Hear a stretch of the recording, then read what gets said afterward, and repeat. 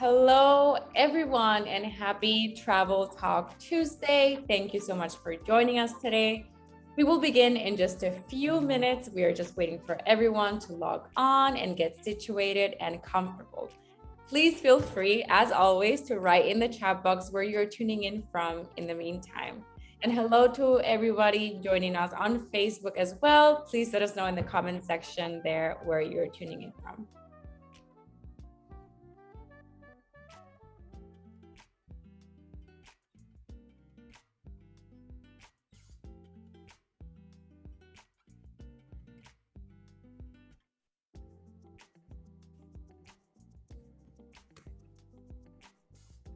Hello, James from Wisconsin. Welcome. Judy from Canada. Welcome. Thank you so much for joining. Hello, everybody. Hi, Kai from Michigan. And we have Anne from Florida. Welcome, everybody. We have Joy from Dania Beach in Florida and Kevin from Georgia. We have people from all over the country. Thank you so much for being here today. We have a few folks from Canada. Welcome to our Canadian friends. We have Frank from Tennessee and Sean from Florida. Thank you all for joining. All right, I think we can get the show on the road. Hello again and welcome everyone. My name is Claudia and I work out of the EF Go Ahead Tours Boston office. I'm excited to be joined by you today for this wonderful travel talk on our responsible travel initiatives.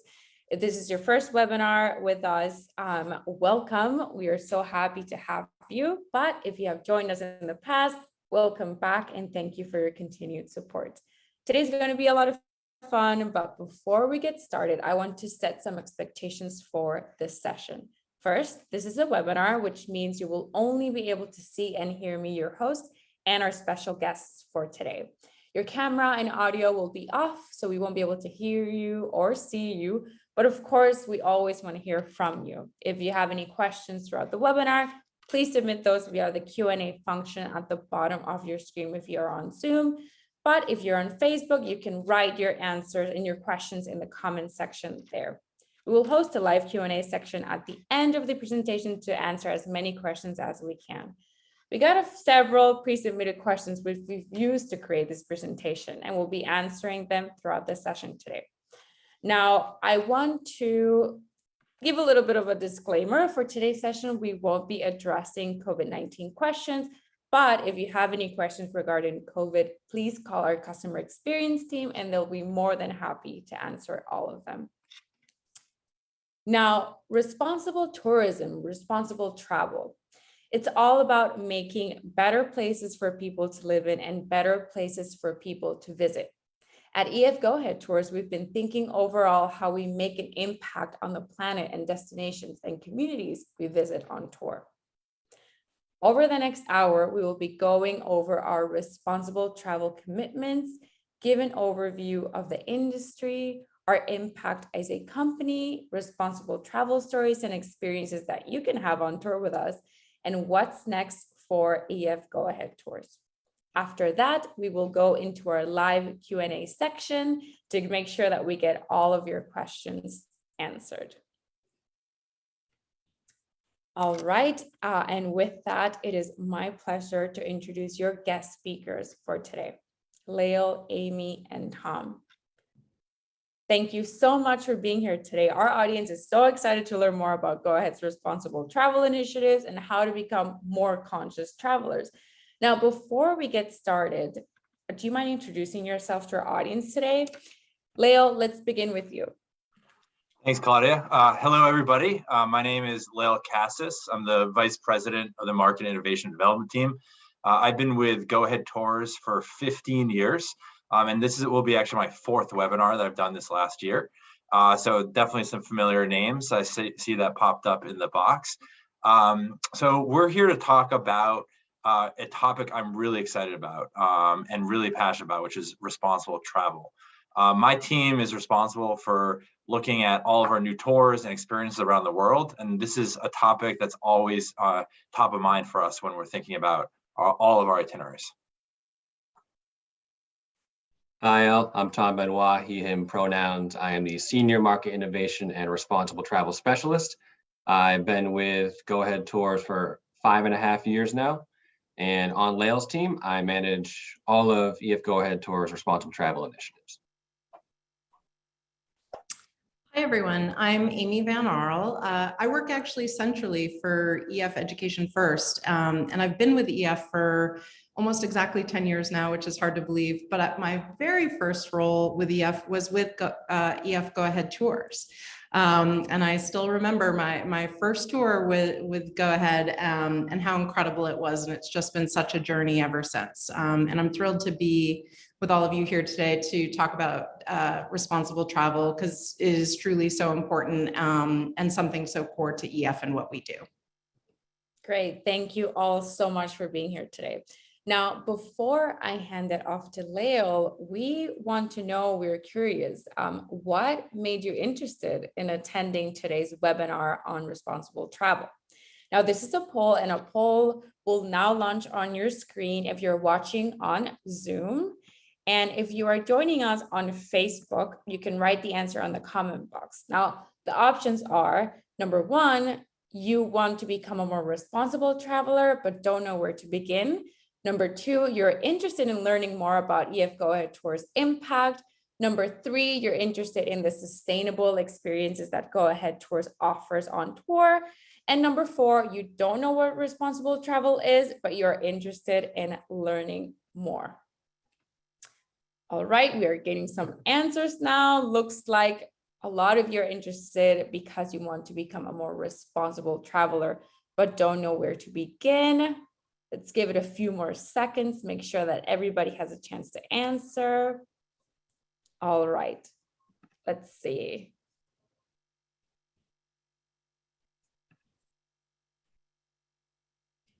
Perfect. It looks like we have a tie between you want to become a more responsible traveler, but don't know where to begin, tied with you don't know what responsible travel is, but you're interested in learning more. Great. Thank you so much for participating. All right. Now let's get started. Lael, can you tell us a little bit more? What exactly is responsible travel? Yeah, thanks, Claudia. So we're going to talk a little bit about what is responsible travel. I know before you all signed up, you might have asked yourself this same question, but we're going to unpack what this means for actually the travel industry across many different companies, and also talk about what our company's approach for responsible travel is. So when thinking about responsible travel, a lot of words come to mind.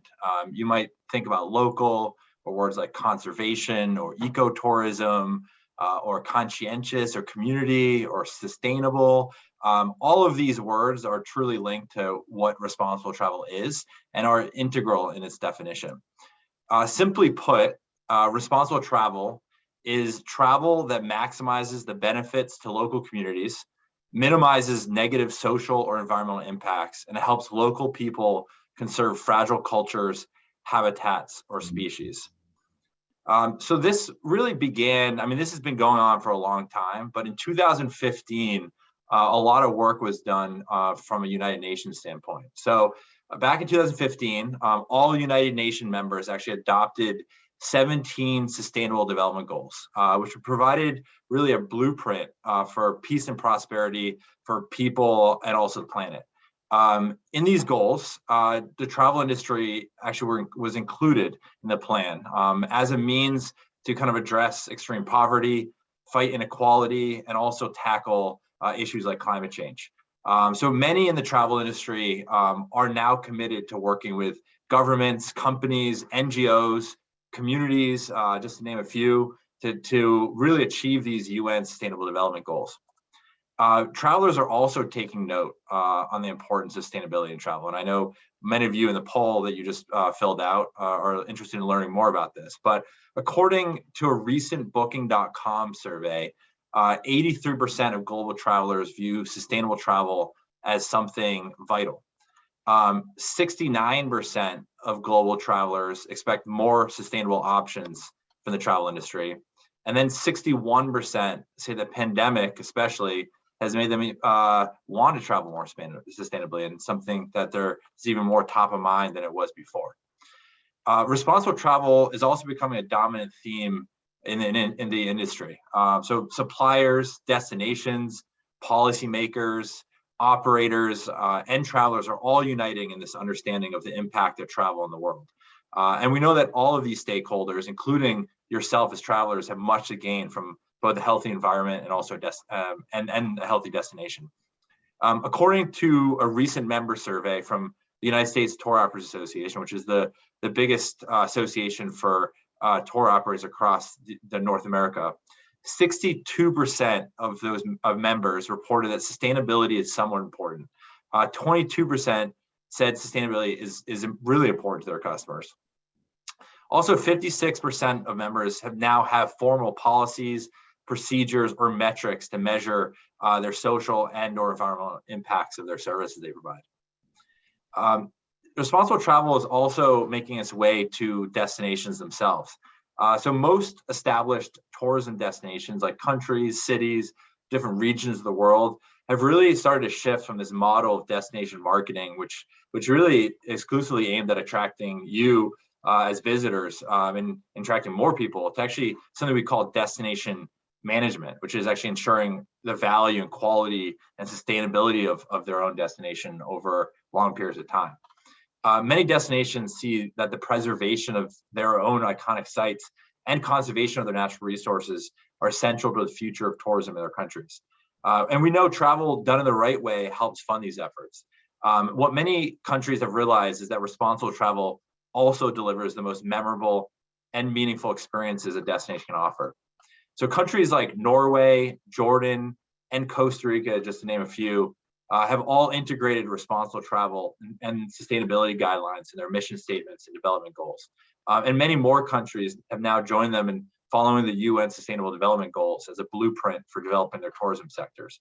But I do want to highlight one country in particular, which is really at the forefront of responsible travel and sustainability, and that's Costa Rica. Sustainability is not just a practice in Costa Rica; it's really a way of life for them. And they actually are the first country to with a goal to become carbon neutral. Their goal is really by the end of 2021. I think it might happen in 2022. But really sustainable practices are observed in every region of the country across all of their industries and have been adopted by all their citizens and also embraced by travelers and visitors. So what's exciting is 25% of Costa Rica is now part of actually their national system of conservation areas, which is essentially their national park system. And they're adding new protected areas actually each year to the system. The government in Costa Rica has also created a certification for hotels and tour operators to promote their eco-credentials, which is really exciting. I also want to highlight the aviation industry. So currently, airline flights are the largest emitter of carbon dioxide across the travel industry. This is something that's well known. But the aviation industry, including both air carriers and actually aircraft manufacturers like Boeing, for example, have started to take significant steps towards increasing their environmental sustainability. The sector targets to be net zero in terms of carbon emissions by 2015, and to reduce emissions by between 25 and 30% by 2030. They've also started to use new technologies that help fuel efficiency, but also started to look at even more experimental technologies with electric aircraft and using biofuels that will really help quicken this transition to being more eco-friendly. Hotels are also starting to make changes. Some of the top hotel groups are rapidly developing their environmental commitments. Governments around the world are actually encouraging these changes. And many hotels are starting to create their own environmental and social impact goals and programs. Marriott International, for example, which is one of the largest hotel chains in the world, has committed to become carbon neutral by 2050. Technology companies are also furthering these efforts. Google has actually added an eco-certified badge next to certain hotels. So as you can see, there is a lot happening across the travel industry to further both responsible travel and also sustainability. Great. Thank you so much, Lael. It is really exciting and encouraging to see that the travel and tourism industry is working hard towards more sustainable practices. Now, speaking of sustainable practices, Amy, can you tell us more about our EF impact? Sure, absolutely. Thank you so much, Claudia. So, much like this statistic that Lael pulled up earlier, this time has been a time for so many of us to think about the impact that we make through traveling. And it's also been an important time for EF Go Ahead Tours to think about this. What is the impact that we're making and what's important to us? And when EF started in 1965, the idea was pretty simple. It was simply to help students learn English while experiencing an English-speaking culture. And more than 50 years later now, we've grown into a global organization that has helped millions of people experience new places, cultures, and languages. That in and of itself has been an incredible legacy of impact, but it's one we want to further expand on with a focus on responsible travel front of mind. So our founder, Bertel Holt, said that the role of business is not just to make money, but to make our world a better place. This thought is key to how we think about impact that our organization can make. And I think for all of you and for all of us as travelers, this is something that we think about in terms of the impact that we all make. So when we think about what's important to us, right, as an organization, we've been very guided by our purpose across EF Go Ahead Tours. And that purpose is simple because we believe that the world is better when people try to understand one another. This is why we exist as a business, and this is why we create culturally immersive experiences for all of you, to simply help create understanding. And all of us who love travel know that travel is an incredibly powerful way to do just that. So as we've taken this time to think about the impact that we can make and to think about what we want to do as an organization, we've really focused on how traveling can best benefit people, communities, and the planet. First of all, people and all of you are at the heart of everything that we do. Human connection and the power that it holds to change lives is core to every experience that we offer. And then the communities where we live, work, and travel to are part of the soul of EF. With our global presence, respecting and benefiting local communities is so critical. And then third, the planet itself. And this is why responsible travel is so important, right? The planet is our home, and the amazing destinations around the world are what inspires and excites all of us. This is why we've been so focused on sustainability, because we want these wonderful places to go to now and for generations to come. And I'm going to share more of the exciting updates about what we've done with sustainability in particular. But first, at EF Go Ahead Tours and at EF at large, we believe that travel can and should make the world better. And that's why in 2020, we developed 3 responsible travel commitments for lasting change. And each one of these commitments helps us work towards a more sustainable world and helps us fulfill our mission of opening the world through education.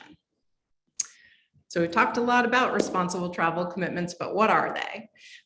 There's 3. The first is to support local communities. The second is to promote animal welfare. And the third is to protect the environment. For local communities, we seek to provide long-lasting economic, social, and environmental benefits, while also preserving and respecting local cultures, because that's what we all love as travelers, right? You go to a place and you experience another culture. For animal welfare, we seek to ensure that you have experiences that respect and protect animals. Because when we go to all these wonderful destinations around the world, we don't want to do any harm to the animals that are there, because we want to continue to have them as part of our travel experiences. And then for the environment, we are embracing eco-friendly practices while also committing to reduce and remove our carbon footprint, which leads to what I think is our most exciting initiative related to sustainability, which we call Hello Zero.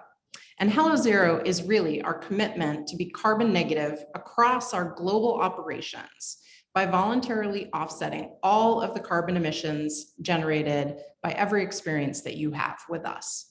We launched this exciting program in 2021, which was the first year in which we as an organization were carbon negative.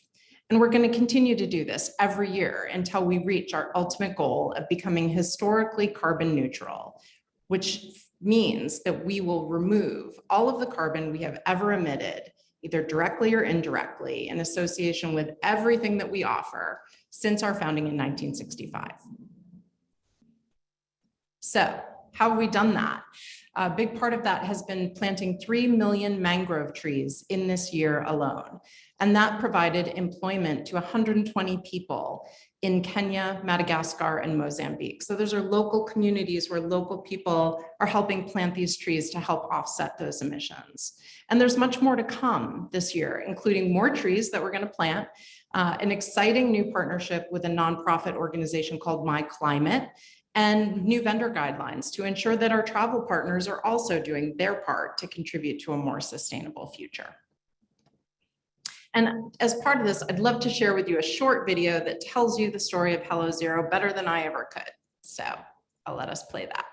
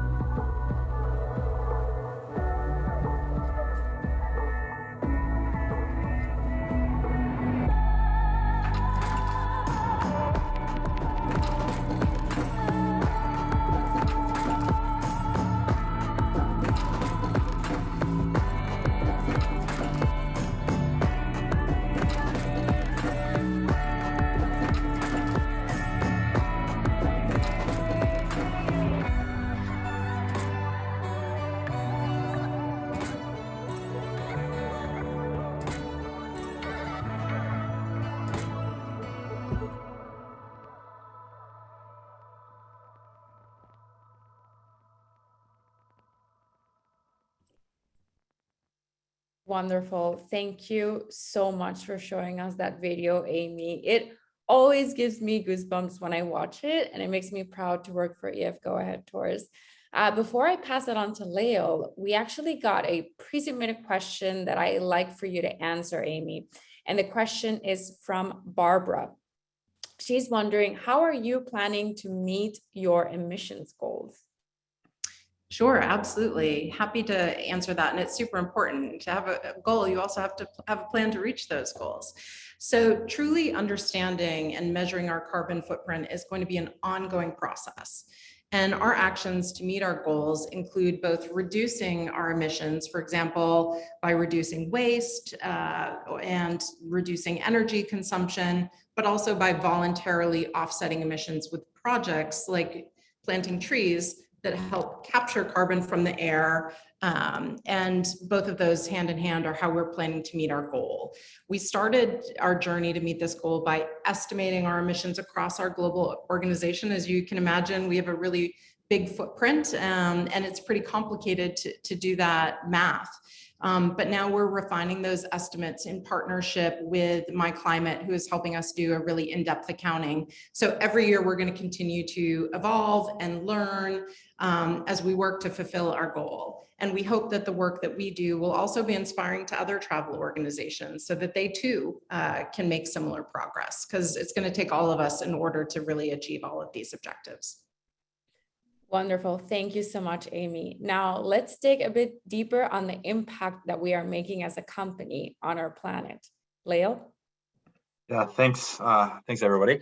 So I'm going to talk about impact on our local communities. So as Amy mentioned, making a positive impact on local communities is one of our responsible travel commitments. This is about supporting small local businesses and livelihoods. It's about seeking out suppliers with cooperative structures. It's also about actively incorporating diverse populations and ensuring representative voices. Also, it's thinking about how to ensure tourism activities that help sustain and promote traditional ways of life. So I want to highlight 3 incredible experiences that we offer on our tours that really kind of tell a little bit of the story of the types of experiences that can make a positive impact on local communities. So I want to start with one called the Mismanage community in the Sacred Valley of the Incas in Peru. And this is an experience that you can do with us on our Grand Tour Peru. I actually had the honor of visiting the Mismanage about 6 years ago, and I was welcomed into the community where they taught me about their traditional weaving and farming practices. They also taught me how to make chicha, which is their fermented potato beer. So things did get pretty fun. We also sat down for a home-hosted lunch and also got to enjoy their Andean music. But this is like a perfect example of how by visiting a community like this, it can really support their economic livelihoods and also their traditions, since there wouldn't be a lot of other options for this community if we did not visit them. Another great experience that I want to highlight is a farm in West Cork that's called Dairy Duff, and it's situated kind of up in the beautiful hills. You can actually view the ocean in the distance. But the farm, it's owned by a family and locals, and they're really at the forefront of, again, just like renewing like this farming tradition of Ireland. So they've actually worked with the Imperial College in London to improve some of their farming activities. They've done some extensive tree planting across their property to really increase their biodiversity across the property, but also attract pollinators to actually increase their food production and also reduce soil erosion. They're continually experimenting and modifying some of their farming practices to improve the livelihoods of their community, but also the environmental impact and sustainability of the farm itself. So when we take groups to the farm, you'll get to meet the local people and interact with them, but you'll also actually get to join in a fun activity like blueberry picking, or actually tree planting, or making homemade jam that you get to taste with some of the delicious food that they produce on the farm. Another example that I want to highlight is a community in Belize called the San Antonio Maya Women's Cooperative. Again, a place I visited years ago, and it really is a place that still I have incredibly fond memories of. So you get to meet these Mayan women who have really kept the traditions of the Mayan people, and they teach you all about some of their traditions, like basket making and weaving during a hands-on class. They also teach you how to make tortillas over an open flame fire, which you get to eat yourself. So it's a really impactful experience meeting them. They're such warm people, and so fascinating to learn about their traditions and customs. So next, Tom is going to talk about how we promote animal welfare and jump into talk about a few of the experiences we offer that make a positive impact in terms of animal welfare. Thanks, Lael. Before I begin, I want to say I also work on the customized team, so it's exciting to see some group coordinators on the chat. Pat Boyle, Eldora, Barb, good to see you. So for animal welfare, on EF Go Ahead Tours' responsible travel journey, promoting animal welfare was one of our first stops. Back in 2018, we recognized that we needed a higher standard of animal welfare guideline on our tours, because we felt that many were unaware of the hidden cruelty behind elephant rides, tiger selfies, etc. So to begin with, we partnered with a nonprofit organization called World Animal Protection. This was an auditing and implementation of animal welfare guidelines across all of our tours worldwide. So we wanted to ensure that all tours activities met the high standards of World Animal Protection's 5 freedoms. The 5 freedoms include freedom from hunger and thirst, freedom from discomfort, freedom from pain, injury, or disease, freedom from fear or distress, and lastly, freedom to express normal behavior. And this last one is a super important thing for our tours. This means really providing sufficient space, proper facilities, and the comfort of other animals, and making sure that animals are not touched or coerced into unnatural experiences with people. So with this audit, we phased out several experiences that included animal performance or touching, posing, interacting with animals, including riding them. So following the audit, we came to the really exciting part, which was developing tourism experiences featuring animals that proactively make positive impact. This means choosing business partners with missions to conserve or protect, land conservation, rescue and rehabilitate animals, or counter poaching. So let's check out a couple of those. So first up is a new partnership we have on our Kenya Wildlife Safari. It's during the optional chat with an anti-poaching expert. In Amboseli National Park, we have the opportunity to meet with a representative from IFAW, which is the International Fund for Animal Welfare.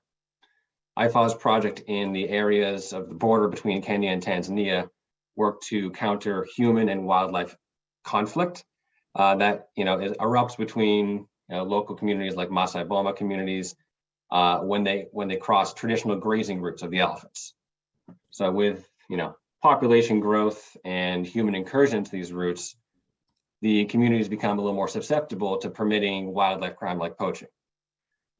During the chat in Amboseli, travelers will learn about IFAW's solutions to counter this human-wildlife conflicts. And one of them is as pictured. It's helping fund and train community rangers from local communities, like those pictured, to help monitor the Amboseli region for poachers and engage with local communities to get them on board for further initiatives. Super cool. And all proceeds from this optional excursion go to IFAW to help support their initiatives. Up next is Chiang Chi, featured on our Thailand adventure. So Chiang Chi represents the highest standard of animal rescue and rehabilitation on our tours. Chiang Chi was actually developed in partnership with World Animal Protection. They're a home for, I believe, 6 to 7 resident elephants who either were previously in inhumane tourism experiences or worked in logging and can no longer do the work. So travelers can view the elephants in Chiang Chi's excellent hillside sanctuary, bathing themselves, etc. And the intention is to view them rather than interact with them to make sure that we're aligning with the 5 freedoms. Instead, the sanctuary guide will, tell you about their histories and where they came from, their behaviors. So it's the highest standard. And then lastly is the Southern African Foundation for the Conservation of Coastal Birds, or SANCCOB for short. This example represents our proactive efforts to improve animal welfare, especially when it's not required to do so. On our South Africa tours, our visit to the penguin sanctuary Boulder Beach now includes a donation to SANCCOB. SANCCOB operates rehabilitation programs for injured and sick seabirds, including those affected by local oil spills around South Africa. They also help repopulate the African penguin, which is endangered.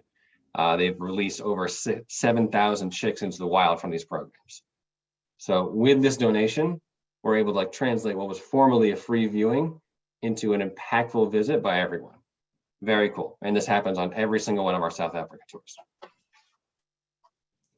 Thank you so much, Tom. Really insightful. Now, before we continue, we have a pre-submitted question from Charles. And Charles is wondering, how can we help the wildlife sanctuaries in Africa? Thank you, Charles. So in many African countries, poaching skyrocketed during the pandemic. Sanctuaries, reserves, or private reserves included, had to scale back patrolling for poachers due to lack of visitors. So like, I mean, really, frankly, visiting truly matters and makes a huge difference to the conservation of species. In this way, like animals are, worth more alive than dead, as a saying, especially for local communities who can count on the draw of these animals to, make sustainable income and revenue for the community and for the business around them. One thing that you can do is, look up IFAW's website. Their missions are multifaceted, not just in Kenya and Tanzania. They also operate in South Africa and Botswana, Zimbabwe, and for nonprofits in general contributing to them. Make sure they're addressing the full scope of the international trade in stolen animal products. So not only like local projects like the Masai Boma human wildlife conflict, but also like ivory seizures abroad, contributing to stopping the source. Lastly, I think the private game reserves that we have on our African safaris are great examples of unique conservation. For instance, there's one in South Africa, there's one Ol Pejeta in Kenya that we've done on a number of customized tours. So those are great, ways to contribute or sources to contribute to for protecting animal species as well. Thank you, Tom. Before I let you continue, we actually got a good question from Tammy. And Tammy is wondering, and it's related to animal welfare. When she registered for her tour, there was a place to select dietary needs. She's vegan and she does have the Happy Cow app on her phone. So hopefully she can find vegan restaurants during her free time. But for the meals included in the tour, will there be good vegan options? And by good, she means other than salad greens and balsamic vinegar or grilled tofu and asparagus. She wants to eat the local food, but specifically vegan options. Sure. I mean, it depends on where you go. Really, everything depends, town to town, what food you can get. I personally only eat local meat when I'm at home, and on tour, I typically register as a vegetarian just to be cautious. So I really go for like grain heavy meals, and that's what our teams abroad and locals on the ground try to offer is very hearty local options rather than just like salads and perfunctory options. So that'd be my response to that. Thank you, Tom. Mm-hmm.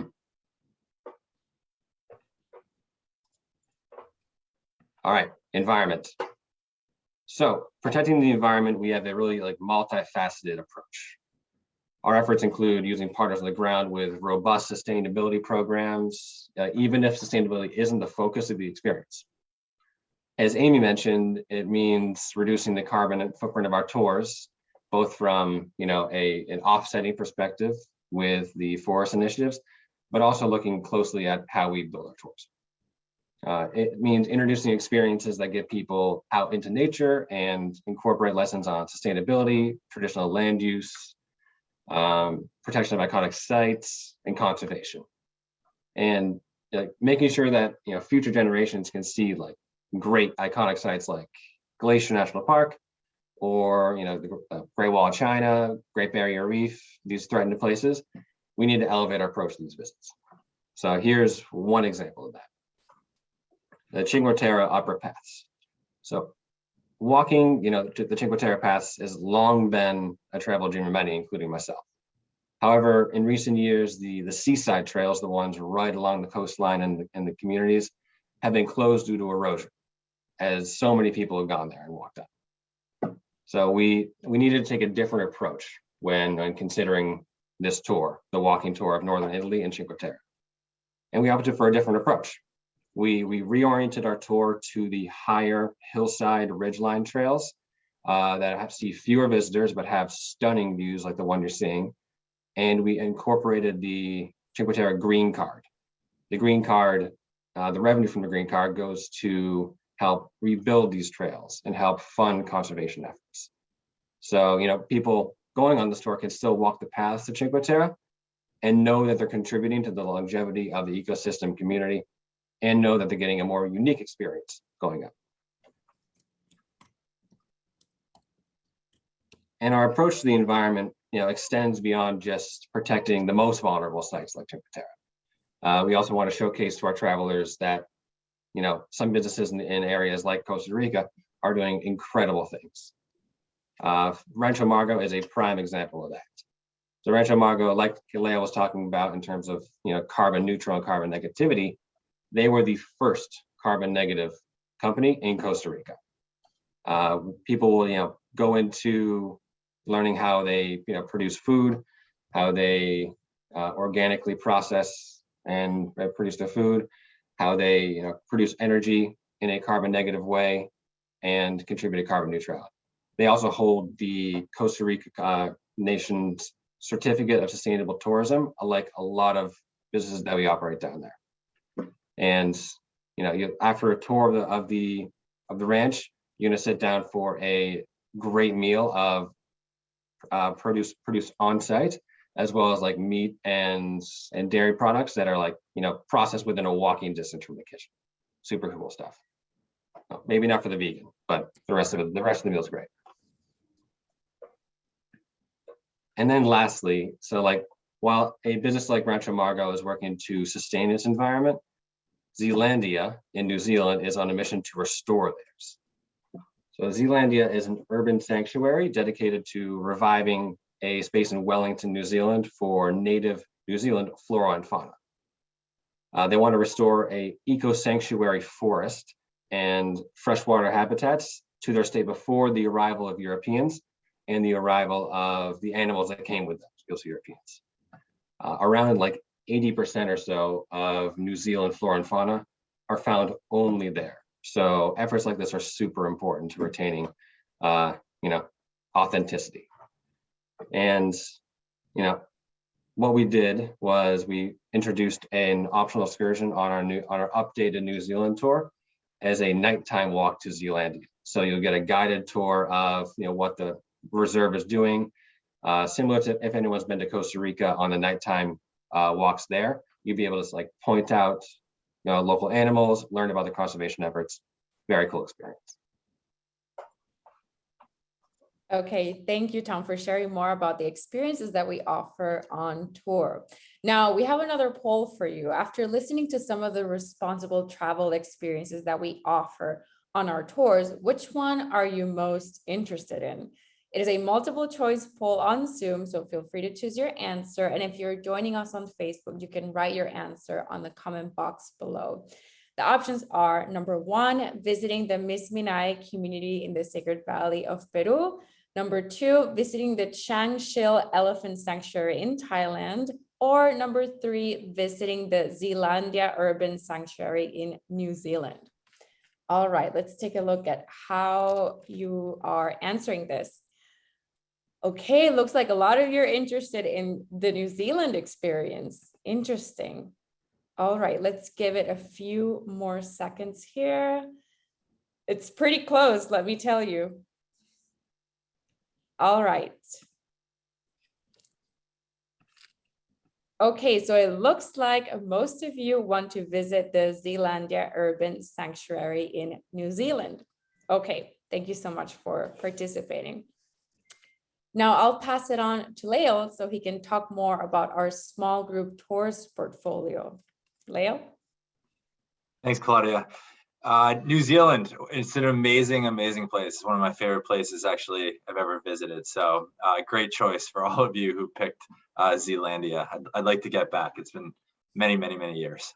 So we just talked about a few examples of the impactful travel experiences across some of our tours, but that's really just like a small dose of what we actually have.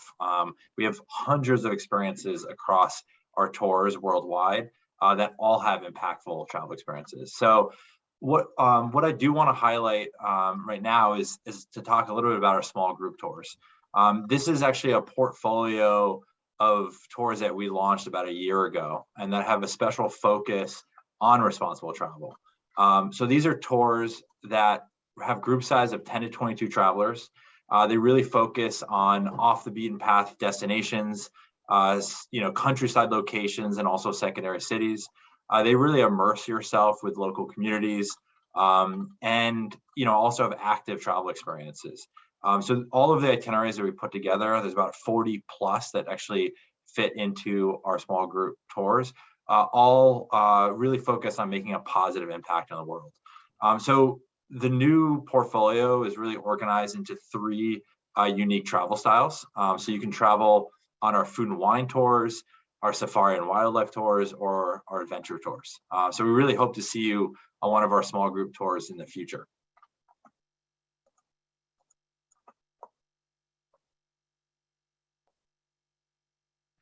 All right, now we have another pre-submitted question from Sharon, and Sharon is wondering, are you planning on offering volunteer tourism? Yeah, it's a great question, Sharon. So we already offer some volunteer activities on our itineraries across the world. For example, again, going back to Costa Rica, we visit a ranch in Monteverde, which is up in the cloud forest of Costa Rica, where you get to actually help plant a tree. So on every Costa Rica tour that we go through Monteverde, you actually plant one tree per person, so which is really exciting. We have also done a lot of other volunteer activities, especially for some of our customized groups in places like Dominican Republic and elsewhere. So if you're specifically interested in really having a tour completely designed around volunteer activities, I'd highly recommend actually organizing your own group and talking with our sales team, and we can put together a really exciting customized tour for you.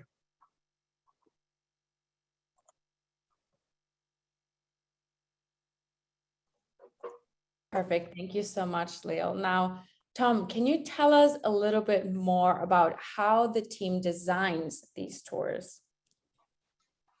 Yeah, sure thing. Yeah, so I mean, piggybacking off of Lael, I think our smaller tour group experiences really represent the cutting edge of what we're offering for responsible travel, but our approach goes beyond just small group experiences to our entire tour portfolio. For the next 5 years, we've established a set of objectives and goals to challenge our company to further meet our commitments to responsible travel. Each goal helps us work towards a more sustainable world and helps fulfill our mission to opening the world for educational travel.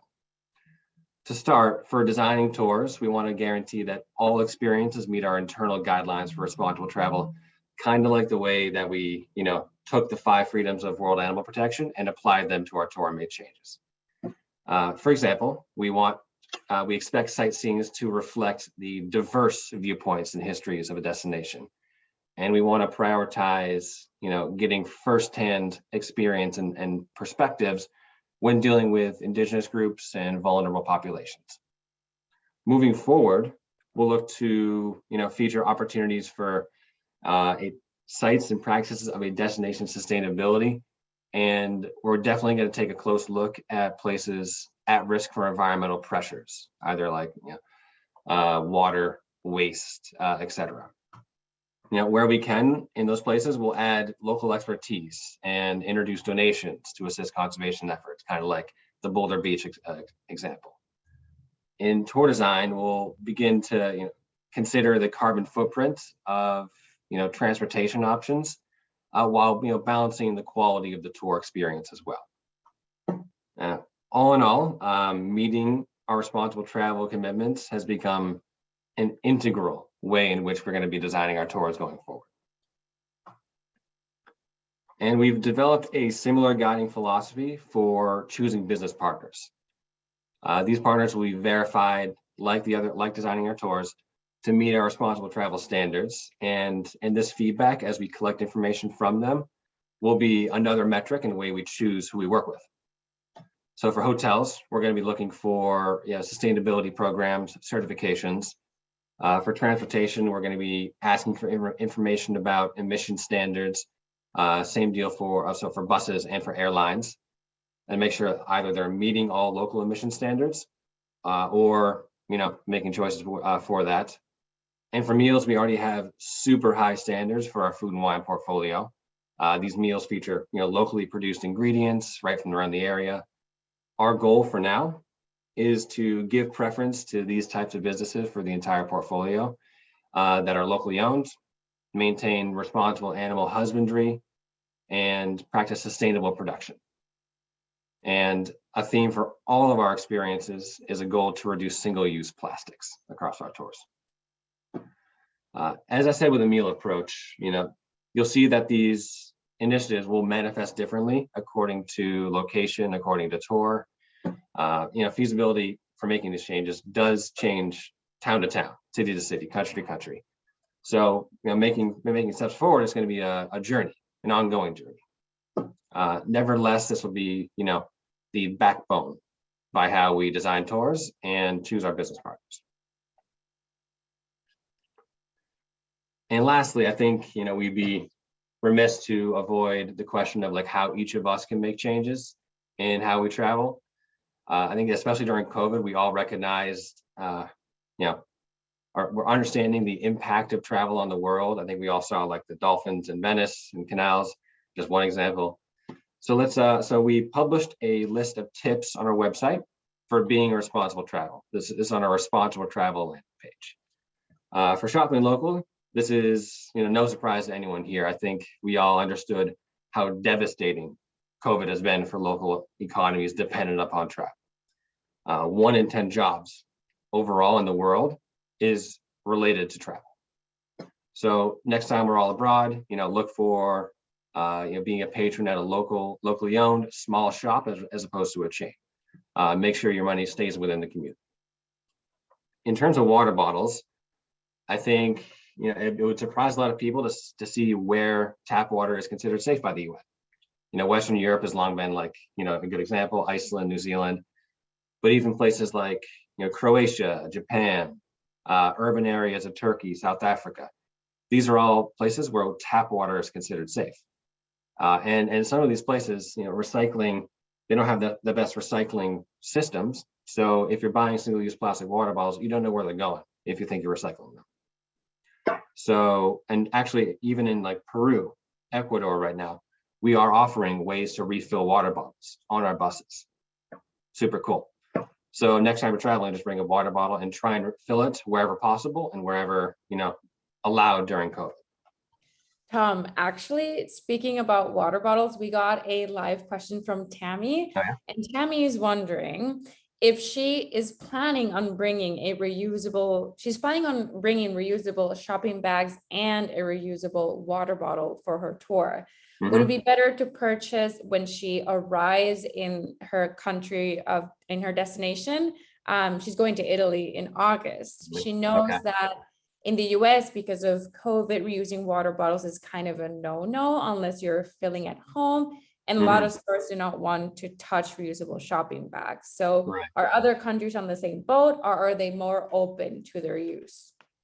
I mean, it really depends. So I was in Greece in 2020 in July, and I brought my own water bottle. I used my backpack for packing things away from shops. And I typically didn't refill the water bottle out anywhere at restaurants. That still considered probably a no-no for COVID reasons, but I don't think having to purchase it there would necessarily make a difference, because mostly you'll be filling it back at the hotel, or hotel water bars, or perhaps if there's a place at a restaurant where they allow you to. So I think you can bring your own. Great, thank you so much. I just want to jump in too with a suggestion. So I always travel with a reusable water bottle from home and actually my own shopping bag. And one of the reasons is at the airports. I mean, most airports now you can fill up once you go through security and fill up actually your water bottle right from the water fountain, and then bring actually your water bottle on the airplane with you. I find this, I stay more hydrated on the airplane. I'm not reliant on them coming by, every so often. And then also you reduce the amount of actually the plastic cups you use on the plane itself. So I highly recommend always bringing a water bottle with you right from the beginning. Cool. And then I think lastly, the small tip on the right side is use Resafe Sunscreen. So there are chemicals in typical sunscreens that are deleterious to the health of reef ecosystems. So just look up options if you're going to like Belize or Australia, et cetera, wherever there's like a reef, and make sure that the sunscreen you're bringing is reef safe. And then really, there's a robust collection of tips on that webpage. So check them out. Great. Thank you so much for those tips, Tom. Now, we have a question for you. As a conscious tour operator, we are always looking for ways to expand on our responsible travel initiatives and improve the way we impact the world around us. So in the comment box on Zoom and on Facebook, please tell us, what are some of the things that you are already doing to be a more responsible traveler?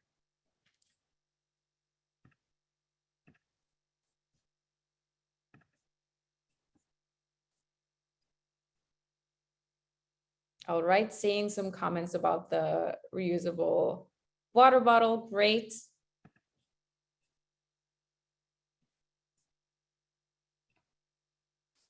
Tammy, thank you for sharing. Tammy uses shopping bags and water bottles that are reusable, and she also packs bamboo cutlery and a metal straw. Great tips. Margaret with smaller bags, perfect. And John respects all the cultural norms. That's very important. Thank you for sharing, John. Robert drives a hybrid. That's great. Perfect. And then Paul, be nice to all. Yes, we agree. Sarah brings solid shampoo and conditioner. That's very interesting. Thank you for sharing, Sarah. And Ella, shop local and brings her water bottle. Yes, very important to support the local communities and shop local always. Small luggage, perfect. Thank you all for sharing. We appreciate it. Okay, now we have a few minutes to take live questions, whether this is about the different responsible travel experiences that we offer on tour, our Hello Zero initiative, or any other questions about what our hosts went over today. You can write your questions in the Q&A box on Zoom or on the comment box on Facebook. In the meantime, let's begin with another pre-submitted question from Sarah. Sarah is wondering, how can we approach the benefits of accessible/affordable travel against the harms of heavy tourism? Lael, can you answer this one? Thanks for the question, Sarah. The best answer for this, I think, is really thinking about both the season and the destination that you're traveling to. So oftentimes, certain times a year, a destination might be actually over visited and putting a lot of pressure on the local communities. So really think about actually traveling during some of like the shoulder and even off season. So this can be actually one of the best times to visit a destination, and also can be actually one of the more affordable times to go. So if you're thinking about maybe going over a few week period in June, maybe you'd consider going in March or October, where it's actually both less expensive and also actually less visited and putting less pressure on the destination that you're going to. Also, a lot of tourism boards, and something actually we're looking at too, is also thinking about maybe going to less visited places. So, not just thinking about maybe some of those most popular destinations around the world, which is still amazing, and go to those in the shoulder off season, but maybe go to some of the more secondary cities or countryside locations, where again, you're really making an positive impact on the communities you're visiting by supporting their livelihoods and their economies, but also they can be more affordable options for you as a traveler as well. Great, thank you so much, Lael. Now, the next question is from Rosemary. Rosemary is wondering, what is the Galapagos doing to preserve their environment? Tom, I think you can take this one, right? Yeah, I got this one. So anyone going to the Galapagos is having to pay an entrance fee, kind of like the new visa for New Zealand, where the revenue from that entrance fee goes directly towards the conservation of the environment in the Galapagos. It's probably it might have been the first sustainability entrance fee enacted within travel. Is very important. Also, in terms of like waste and et cetera, like on the islands, I think hotels are the main stressors for not the island's natural habitats. So when it comes to the cruises are very, very strictly monitored for their desalination efforts to make sure people are, reusing water on the cruises. All trash is packed in, packed out. There is a absolutely strict leave no waste policy off of the main island whenever you're doing shore excursions. So I think they just have a really good regime of rules and people to enforce them. Perfect. Thank you, Tom. Now let's take a look at some of the questions that we have received throughout the presentation. All right, we have a question from Jean, and Jean is wondering, what age group / activity level are your tours assigned for? I think either Lael or Tom, you can take this. Sure. I think we pay attention to pace. So actually all of our tours have mobility descriptions on our FAQ section. So if you go to any of our tours on our website and go to our FAQ section, there is actually a mobility and tour pace section. You can read more about how much walking is involved, if there's like elevations or getting in and out of boats. So, also just call and talk to one of our expert sales or service staff members, and they really can guide you through, the right option for you as a traveler. So we cater to a lot of different abilities and activity levels. And we have, over 190 different itineraries. So it's all about finding the right trip for you. Perfect. Thank you, Lael. Now let's see, we have a question from Kay, and Kay is wondering, in regard to shopping local and in giving tips to our tour and hotel staff, I've read that people in Costa Rica will accept US currency. Is it reasonable to expect that this is an acceptable practice? Tom, can you answer that one? Tips in US? Especially like when I was in Egypt, the Egyptian pound and the US dollar are pretty simultaneously used for tipping. It's also, the USD is more stable currency, so people do appreciate when given tips in USD. That certainly differs if you're going to Europe. I would use local currency there, but I think you can, that's typically listed in our frequently asked questions on our tours at the end of it. So I would just check that first before you make any decision. But it's not necessarily out of line to do so. Yep. I'll just add to that. I think as travelers, definitely check what is the locally preferred. So there's a lot of places like Costa Rica or Egypt where, you can tip in US dollars. Some shops even accept it as payment and can be preferred, but that is not everywhere. And some places actually you're not allowed to use US currency either. So this is, we live in a very diverse world with many different guidelines and rules. So it's really important to read up on the destination. We have some of that information again on our FAQ section, and we're happy to, or even our travel app. So happy to kind of help support you with that information before you travel with us. Great. Thank you so much, Tom and Lael. Now, this one is more travel related in general. So Miriam is wondering, she's looking to book a trip with 15 of her friends to Thailand for 2023. What's the best time to go? I think anybody could answer this one, really. I'm happy to take this. I haven't been to Thailand in about a decade, so it's been a while since I've been, but I highly recommend going to Thailand. It's one of my favorite places in the world. Incredible destination, Southeast Asia. So it really depends on where you go actually in Thailand, because there is the monsoon season, but it actually hits different parts of Thailand at different times of the year. Thailand in general is actually known as a pretty good year-round destination. I like to go to Thailand during my winter because I live in the north. I'm currently up in Vermont right now, and it's about negative 15 degrees. So Thailand sounds really nice right now, but there's a lot of different times of year that you could go.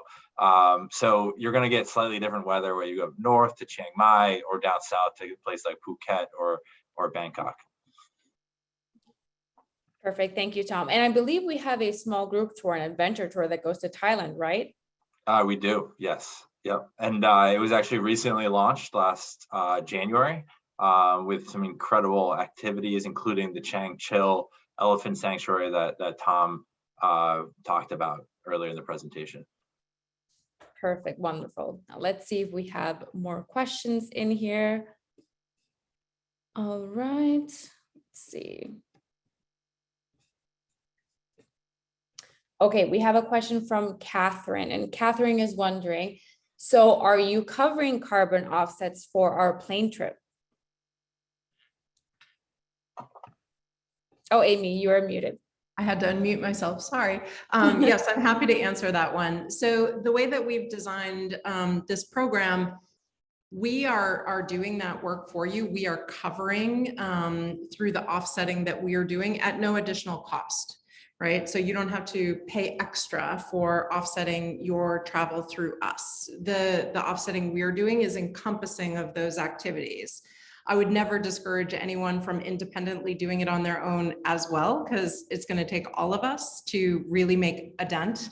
Unfortunately, with the challenges that we have in terms of climate change. And so no, you don't have to pay anything additional to us. We don't offer them, but the way that we do offsetting is voluntary, and it is through investing in trees that capture carbon from the atmosphere. But there's a lot of other kind of offsets that you could personally buy if you chose to do so, but you don't need to do so to participate in our Hello Zero goal. Perfect. Thank you so very much, Amy. Let's see. Okay, I think we have answered. We have one exciting last question, which is the wallpaper of each presenter. That's a great question, Robert. I just saw that pop up. Robert, and I can start. So I'm actually, my background is the fjords in Norway, which again, I have many favorite places in the world, but the fjords is a place I keep wanting to go back to. So if you haven't been, Norway is a really, really, really special place. The image that's behind me, I believe that's actually somewhere in the Lofoten Islands. But it's really spectacular. It's a place that will absolutely take your breath away. For me, I have Croatia in my background. I was there right before the pandemic started with my mom for her 50th birthday. So definitely a very memorable trip. Oh, sure. I'm in Ireland, apparently. I'd like to imagine that I actually was in Ireland, which I picked because that's my heritage. Really wish I was there. And I'm in Greece, the Greek islands. Been there twice, once with my wife and once with Go Ahead last year to Naxos and Pyros. I just love Eastern Mediterranean food. So Greek islands are just stunning. Yeah. Yes, I agree with you, Tom. Now, for our last question, this question was from Eldora. Hello. And she's wondering, is it true that Venice will only be able to be visited on a ticket basis?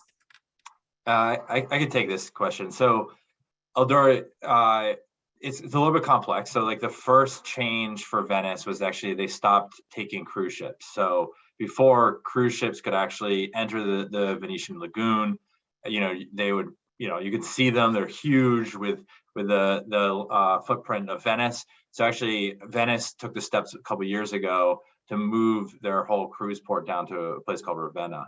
So that was the first step. And it looks like what's happening in the future is if you are not staying in Venice, you're going to actually have to get a ticket that are going to be limited in quantity to visit Venice. So the great thing about actually Go Ahead Tours, we stay in Venice, your hotel's in Venice, either kind of different neighborhoods like Lido or elsewhere, where because you're staying in Venice, you don't actually need a ticket to enter Venice itself. So it's that system that you're referring to is really more for what we call day trippers.